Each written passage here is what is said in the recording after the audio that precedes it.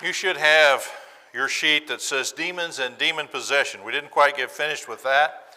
We're going to finish that up tonight. And depending on how quickly that goes by, we'll either start tonight on the new study, or we'll put that off until next Wednesday night, which says a brief overview of the Bible. If you don't have that sheet, it's in the back. There'll be more sheets to add to that as we go along, but that'll be the start-off sheet. But take your Bibles, turn to Matthew 12 for starters.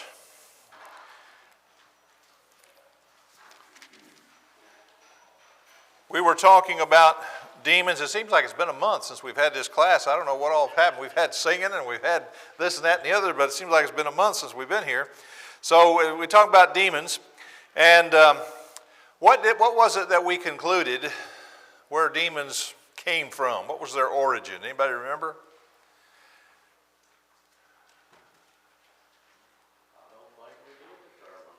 Well, there's no certainty, but we suggested that was the most likely possibility. It's certainly not something that's carved in stone, certainly not something that's 100% certain, but most likely they were fallen angels. And you know, there's this, and I know I told you to turn to Matthew 12, but flip over to Revelation 12 for just a second. There's this passage over here that kind of fits into that motif, and I know this isn't an origin passage. I want to say that up front. This passage in Revelation 12 is not about the origin of the devil, but I want you to see the relationship of the devil to his angels and Michael to his angels. That's what I wanted you to see in these verses. This passage is actually, chapter 12 is a synopsis of the Bible. It's a synopsis of the scheme of redemption. In 66 books, you see it told right here in 17 verses in Revelation 12. That's really what you got here, is you've got this very shortcut, abbreviated view of the scheme of redemption. But in Revelation 12, starting in verse 7, it says, "War broke out in heaven, and Michael and his angels fought with the dragon, and the dragon and his angels fought, but they did not prevail, nor was any place found for them in heaven any longer.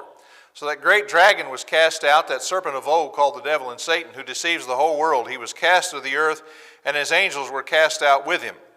And I heard a loud voice saying in heaven, 'Now salvation and strength, the kingdom of our God, the power of his Christ have come. For the accuser of our brethren who accused them before our God day and night has been cast down.'" Verse 10 is critical. It's a time text, and it zeroes in, because that's the reason I say this passage isn't an origin passage.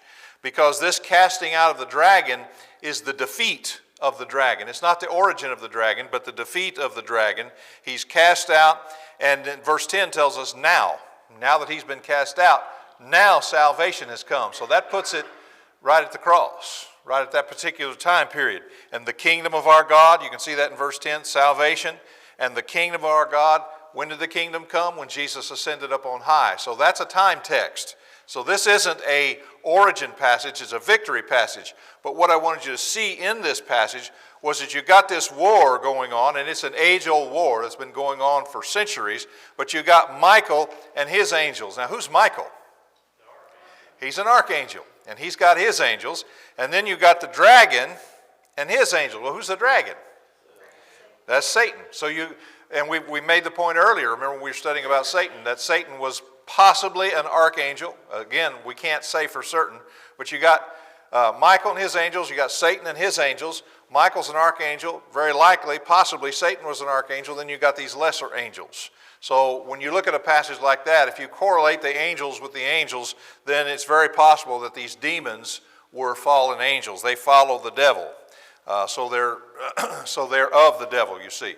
But anyway, I wanted to bring that up just to sort of refresh our minds. In the Bible, there's very few, other than the New Testament, there's very few places in the Old Testament where demons took possession of anybody. Very few, if any. There's some dispute about the deal with Solomon. It says an evil spirit from the Lord. That could have just been a sour disposition. I don't know. It could have been a demon, could have been a sour disposition. But other than that, there's very few things I can call to mind in the Old Testament where demons took possession. But all of a sudden in the New Testament, everybody seems like getting possessed by demons. There was a reason for that. That brings us down here to near the bottom, point number 4 on your outline. The purpose of demons. Why did God allow these demons to go loose on the earth for a period of time and just inhabit people's bodies. Come in and take over, because remember, possession's different than indwelling. We talk about God dwelling in us, but when God dwells in us, he doesn't come inside of us and take possession of us and take control of us. Our free will is still operative. But when a demon come inside, he didn't indwell, he took possession. He was in control. And so someone who was demon-possessed was out of their mind. They might live out by the graveyard. They might cut themselves with stones. They might have superhuman strength. The demon was in charge. That person was not. And you wonder, well, why on earth would God allow that to happen? Any questions or any answer to that? Why would you think that God would allow that to happen? It could help those that cast them out to prove that they were from God. Yeah. You have, in the New Testament, you have Jesus coming into the world. This has long been prophesied. This is all part of God's plan. Jesus comes into the world, and one of the things he's coming into the world to do is to establish the kingdom of God. Now, the kingdom of God is the reign of God. That's what that really is. You know, we sometimes shortcut it and we say that's the church. It's not always the church, but it is always the reign of God. Every time you see the word kingdom, that's what you're talking about. The reign of God, the power of God, the authority of God. That's what we're dealing with here. And Jesus came to establish the reign of God. And one of the ways he's going to do that is to try and prove that he is who he claims to be. He claims to be the Son of God. And so he's doing all these miracles. And all of his miracles, if you think about it, they all had a different manifestation of power. Turning water to wine is power over nature. Walking on water, power over nature.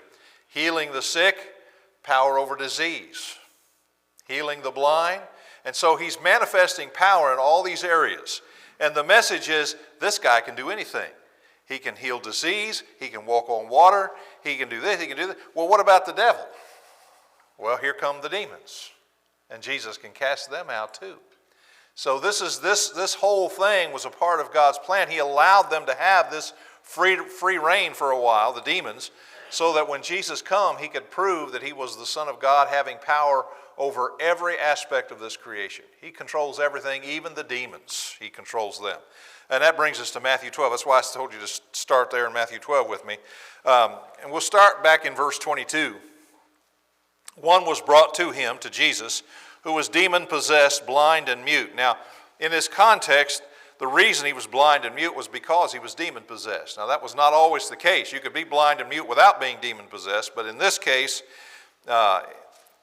he's blind and mute because he's demon-possessed. That's what the demon did to him.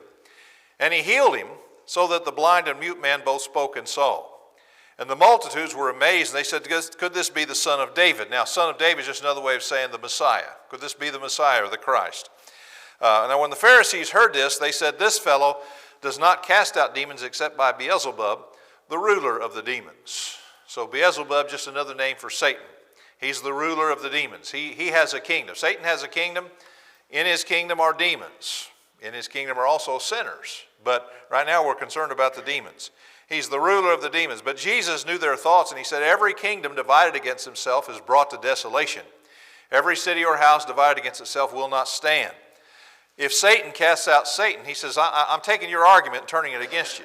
You're saying that I'm casting out Satan by the power of Satan. That's what your argument is. And he says, if that happens, his kingdom isn't going to last very long. He's going to destroy himself. He's going to destroy his own. How will his kingdom stand? But if I cast out demons by Beelzebub, by whom do your sons cast them out? Therefore they shall be your judges. But if I cast out demons by the Spirit of God, and that's how he really did it, then surely the kingdom of God has come upon you. Notice that. Has come upon you. The reign of God, the rule of God, the authority of God. Jesus was demonstrating that. I have power even over the demons. I have power even over the reign of darkness. I have power over everything, even that. And then to clinch it, verse 29, how can one enter a strong man's house and plunder his goods unless he first binds the strong man? And then he will plunder his house. In this context and in this verse, who's the strong man? Satan's the strong man. And Jesus is entering his house. This world was his house. This world was his playground. And Satan says, I can't enter his house unless I bind the strong man. Now, how was he binding Satan? Look at the text. How was he binding Satan? Exactly. By casting out demons, he was putting the hurt on Satan, because now Satan's power is becoming more and more limited. Satan can't send demons out. If Jesus casts the demons out and sends them to the pit, Satan's lost a worker over here. And if he casts another demon out and sends him to the pit, well, Satan's lost another worker over here.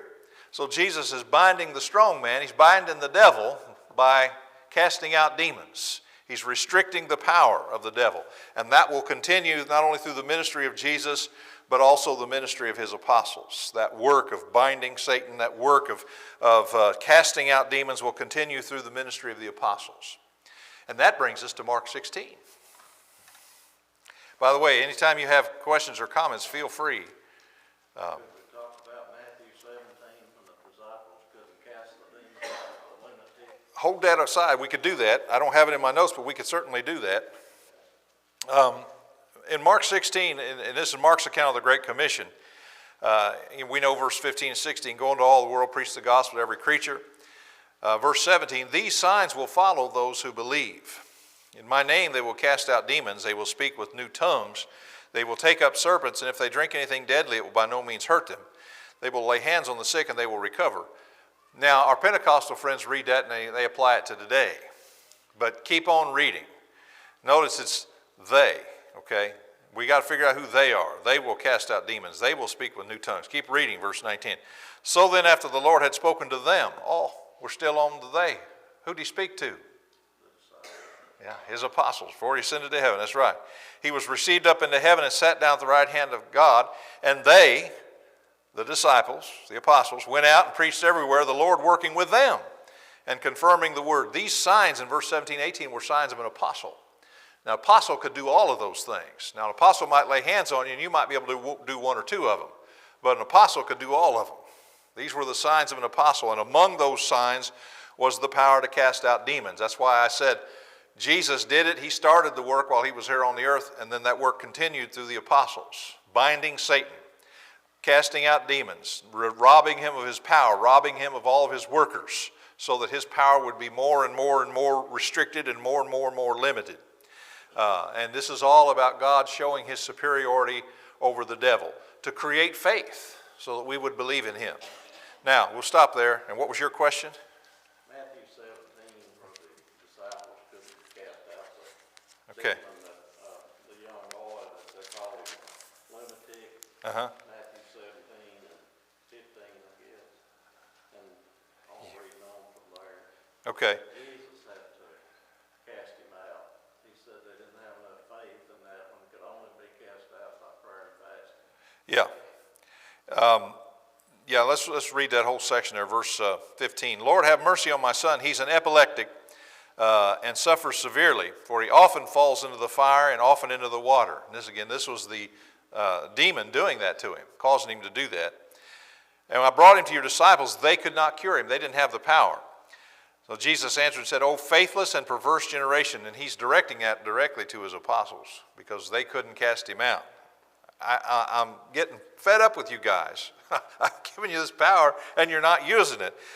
So faithless and perverse generation, how long shall I be with you? How long shall I bear with you? Bring him to me.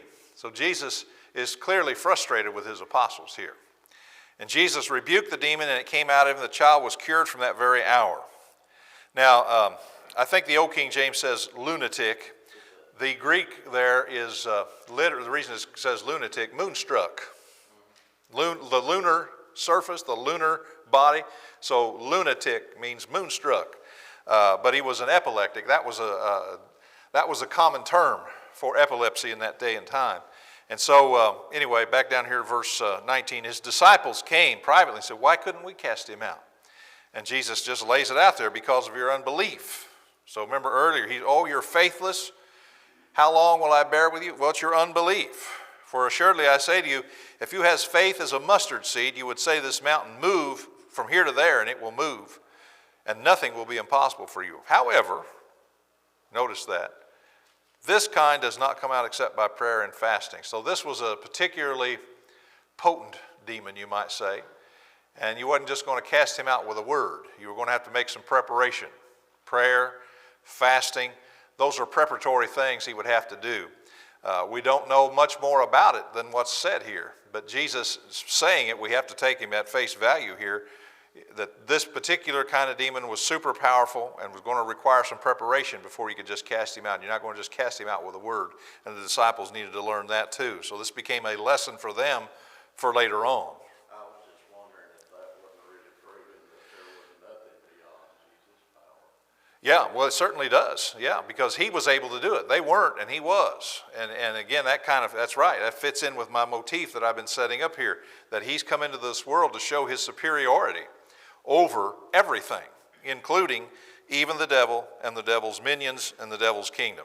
So that's why you have this period of time focused in the New Testament when demon possession just seemed like it was everywhere. You think all this was allowed to be manifested to prove and to show? Yeah. I think, makes me think about when Moses went down to Egypt, and those magicians or whatever, they could mimic part of the things that Moses and Aaron done. Yeah. But as it went along, you could see They reached the point where they couldn't. was beyond what they could do, but they could do something. Apparently, They could do some tricks, but at some point they couldn't do it anymore. Yeah. And I've always heard them say that each one of the plagues was directly against some of their gods. Yes. And it was showing Judgment of all of Egypt's God. how, your God, this God Yeah. is over this or whatever, but how the true God has power over everything. Oh, yes. And another passage, when you said that, reminded me of another passage in John 9.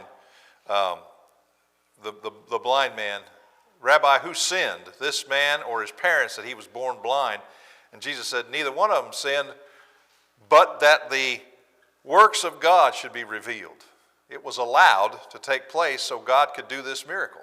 And same thing with the demons. They were allowed to do what they did so Jesus could come in and do those miracles and prove that he was the Son of God. Okay, questions, comments up to this point? All right.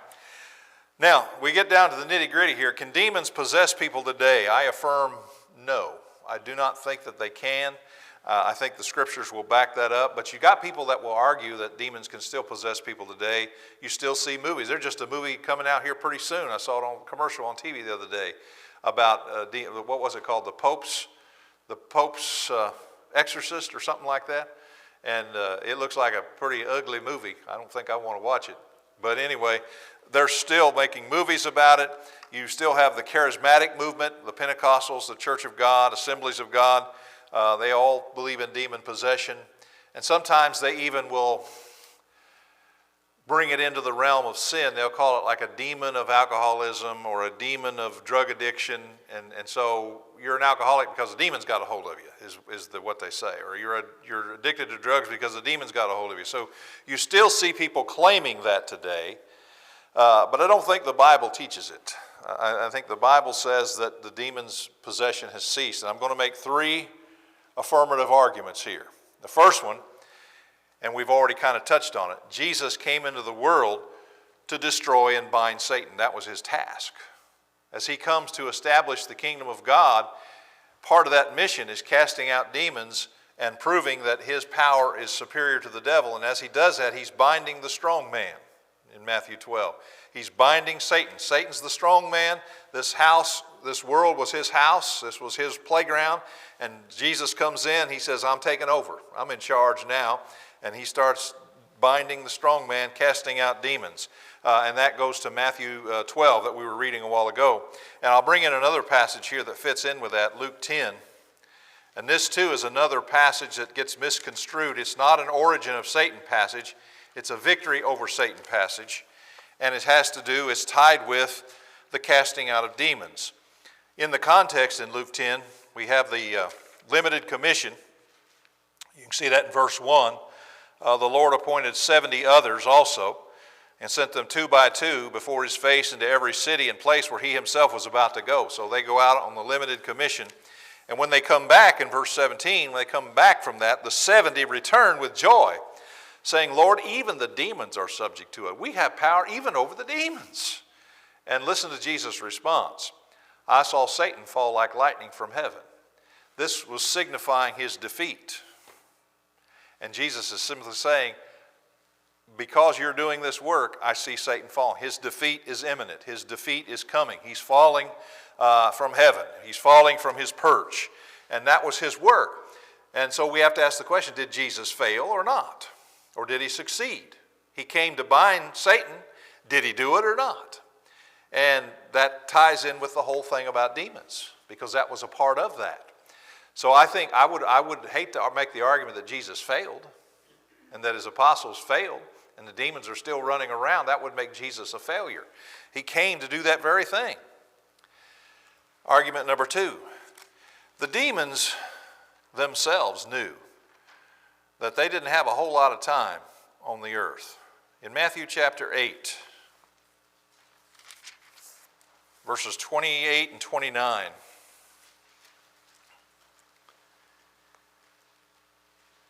it says, when he had come to the other side, to the country of the Gergesenes, there met him 2 demon-possessed men coming out of the tombs, exceedingly fierce, so that no one could pass that way. So these demons were strong and fierce and mean, and nobody wanted to go that direction. Suddenly they cried out, saying, what have we to do with you, Jesus, you Son of God? And here's the critical statement. Have you come here to torment us before the time? This is early, Jesus. You're a little early. Have you come? There's a time. See that phrase, the time? There's a time. They knew they had limited time. And Jesus was a part of that. He was coming to torment them, but they were trying to say, Jesus, you're stepping up the schedule here. You're early. Have you come to torment us before the time? So they knew they had a limited time. Now, when we compare this to Luke, I think it's Luke 8, when Jesus cast demons out, they had to go somewhere. And we know on one occasion, we know they went into what? Can you remember? Herd of swine. And the swine ran down and drowned in the sea, but then those demons had to go somewhere after that. Okay? And so we see here in Luke 8 in verse 31 where the demons were being sent to. Luke 8:31. Well, I get my Bible to the right page. There it is. 8:31. And they begged him. Let's go back to 29 for context. He, Jesus, commanded the unclean spirit to come out of the man, for it had often seized him. And he was kept under guard, bound with chains and shackles, and he broke the bonds and was driven by the demon into the wilderness. And Jesus said, what is your name? And he said, Legion, because many demons had entered him. And they begged him, they're talking to Jesus, that he would not command them to go out into the abyss. What's the abyss?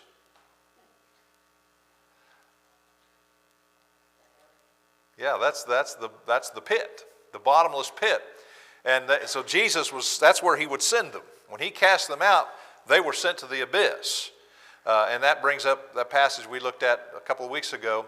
The angels who sinned were cast down to Tartarus in everlasting chains to await the judgment of the great day. So he sent these demons to the pit, to the abyss, to the bottomless pit, as Jude calls it, hell, or the Greek word is Tartarus. He sent them there. So this was all a part of the plan. Now I want to bring in another passage from the Old Testament that shows that this was all part of the prophecies. Zechariah 13. I keep watching that clock. I don't want to run out of time. Zechariah is prophesying of the days of the Messiah. And you can see that right off the bat when he opens up here in verse 1 and 2. Zechariah 13. In that day, and that day is referring to the days of the Messiah, in that day a fountain shall be opened for the house of David and the inhabitants of Jerusalem for sin and for uncleanness. Well, what on earth would that be? Anybody got any idea? It should be obvious. That has to do with the Christ.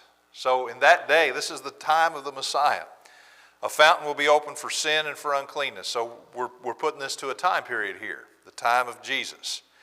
And it shall be in that day, says the Lord, I'm in verse 2 now, that I will cut off the names of the idols from the land. Notice the names of the idols. You know anybody that worships Baal, Molech, Dagon?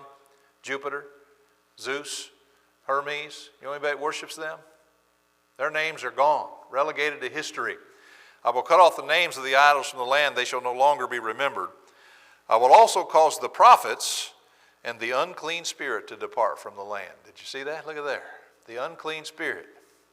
What's an unclean spirit? That's a demon, isn't it? That's another word for a demon. And so in that messianic time period, when that time period is ushered in, you're going to have cleansing from sin. You're going to have a ceasing of idolatry, and especially among the Jews, they never went back to worshiping idols again. Remember in the Old Testament, that's all they did, was going back and worship idols. And by the time of Christ, they're not doing that anymore. And the prophets, why would the prophets cease? Yeah. When the word is finished, there's no more prophets, you see. So the prophets would cease, and the unclean spirit, at the same time, all this happens at the same time, the unclean spirit is going to depart from them. There's not going to be any demons. And so we have to ask ourselves the question, was this prophecy fulfilled or not? If it was not fulfilled, then Jesus failed. And I don't believe Jesus failed. I have a hard time believing that he's a failure. So when you start putting these, what you're doing is kind of painting a composite picture, a little bit from here, a little bit of information from there, and trying to paint a composite picture. It's just like what you do with the acts of worship. You won't find a passage in the Bible where all the acts of worship are in one place. You go over here to Ephesians for singing. You go over here to Acts for the Lord's Supper. You go over here to 1 Timothy maybe for teaching. And you put together this composite picture to find out what we do in worship. And same thing here.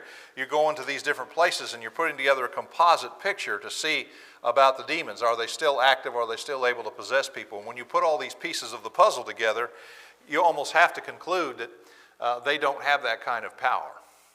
Now, if they did, we'd be in a heap of trouble, because when we just say that the prophets ceased, what else ceased when the prophets ceased? The miraculous powers. So if demons are still loose, we're in trouble. Who's going to help us if a demon gets a hold of one of us? Because the miraculous powers have gone. And that brings me to a passage in the book of Acts, chapter 19. Because this is what would be happening to us if demons are still running around on the earth. That's why it didn't look right. I was in John 19. Acts 19, verses 13 to 17. You got these Jewish exorcists. They're trying to do what the apostles were doing, what Paul was doing. Some of the itinerant Jewish exorcists took it upon themselves. Notice that. The Lord didn't commission them. They took it upon themselves to call the name of the Lord Jesus over those who had evil spirits. Now, these are Jews who don't believe in Jesus, but they saw how the name of Jesus had an effect on evil spirits, so I said, well, we'll try that. If the name of Jesus runs them off, we'll just use the name of Jesus.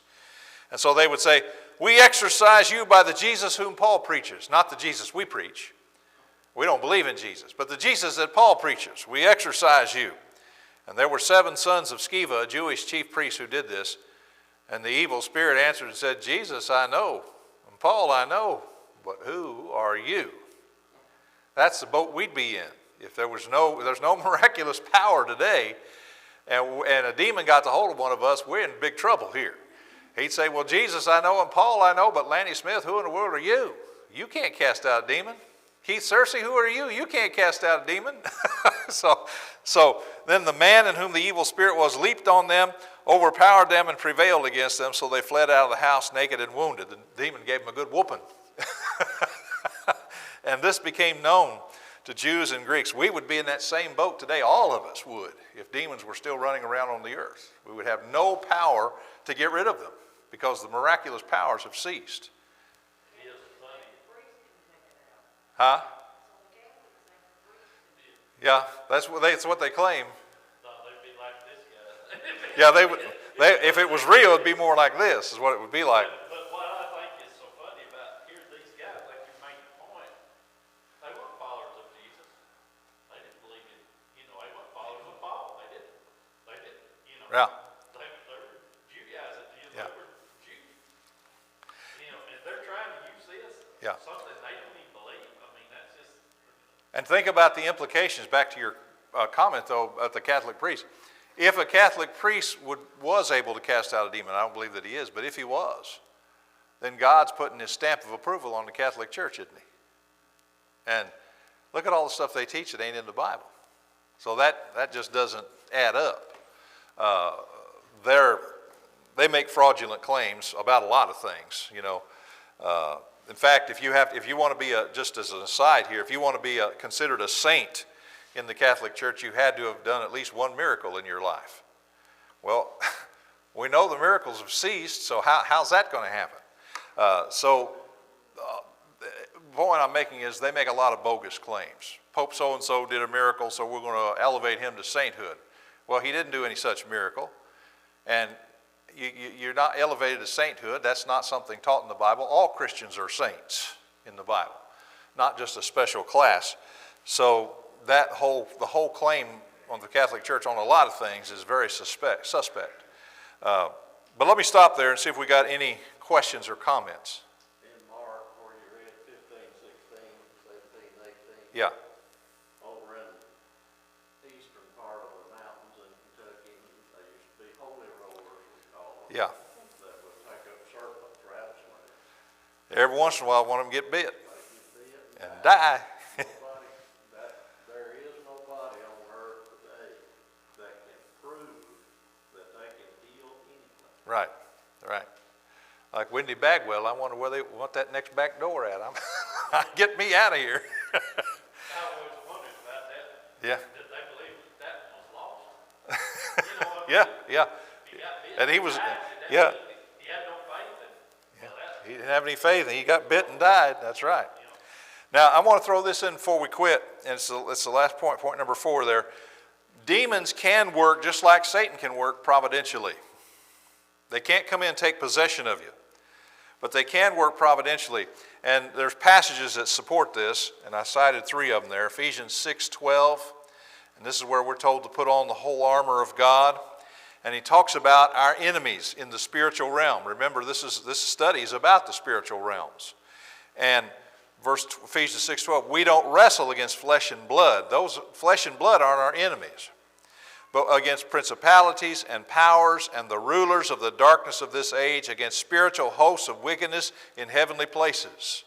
So that would certainly include the demons. And so they have impact just like the devil does. 1 Timothy 4 and verse 1. He says, the Spirit expressly says that in latter times some will depart from the faith, giving heed to deceiving spirits and doctrines of demons. So they can influence, just like the devil influences. They have power to tempt, to put obstacles in your way, to test. They can't take control of you, but they can influence and test. And then one more here, it's James 3 and verse 15, where he's talking about, he's contrasting the wisdom from above and the wisdom from beneath. And he says in verse 15, this wisdom does not descend from above, but is earthly, sensual, and demonic. There's a demonic wisdom that runs around, and you have to wonder, looking at the way things are going in the world. The demonic wisdom has gained a foothold along a lot of people, among the rulers of our land. The demonic wisdom has gained a foothold. They're not possessed, but they're being influenced by Satan and his angels. That's what somebody told me one time, was talking about, you don't believe Satan. You know, he believed that that demons possess people. And I said, you don't believe that Satan possesses? I said, well, not like that. I said, yeah, he influences them. I said, yes, Satan's in a lot of people because they let him, not because he's got a lot of influence on people. But that ain't the same as what Right. went through the first century. Hope you all liked that study on spiritual realms. I hope you liked it. And if we got some questions, you can bring them to me later, and I might address them at another time. But we got to stop now for the time. Next week we'll start that new study, the Survey of the Bible.